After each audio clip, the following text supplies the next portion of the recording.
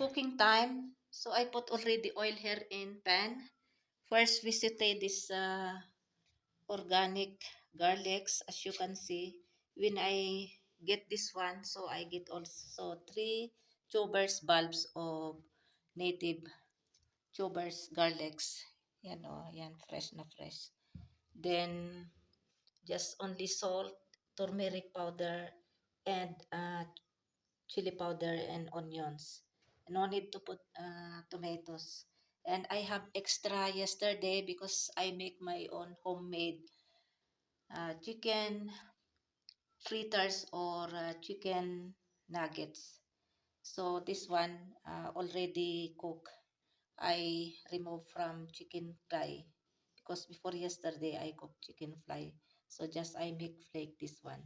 So we'll start now to saute first garlic here or onions.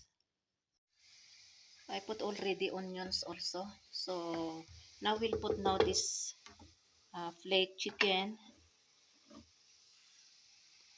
I have premiere today, 10 o'clock Pakistan time, 1 p.m. Philippine time. How to make this chicken fritters or chicken nuggets. And then this chicken nuggets, I make also burger. So tomorrow my premiere.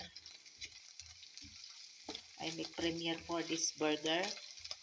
Fillings is chicken nuggets or chicken fritters, and then some slices of tomatoes, onion rings, cucumbers, and then I put also mayonnaise and ketchup. So that is my dinner last night. Now we'll put now this also turmeric powder, chili powder, and salt. You can use also soy sauce, but I'm sure they don't like this soy sauce, so I make Pakistani version. But this is not spicy because I put only little chili powder. So now we'll put now this native garlics escapes. Yan.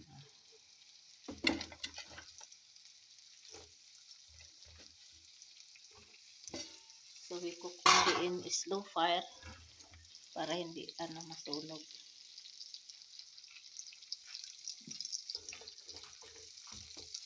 And then we have to cover it.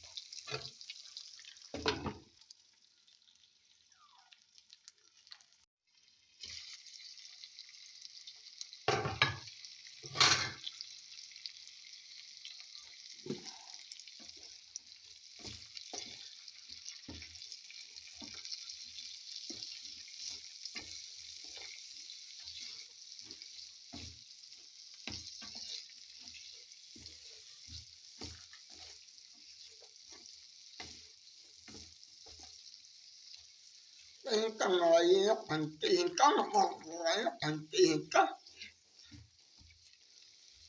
Silangga nakatingin anong niluluto ko. Gusto din ito nilangga. Kahit ano gusto nilangga. Filipino food, Pakistani foods.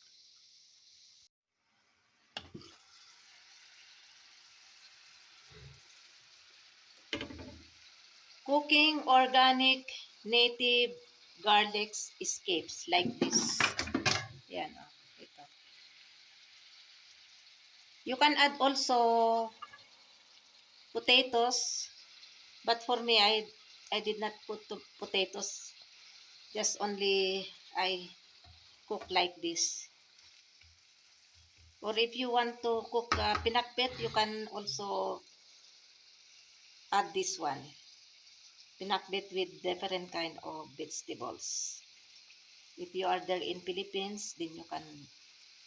But I'm sure there is no available like this escapes. So this one can be cooked as side dish.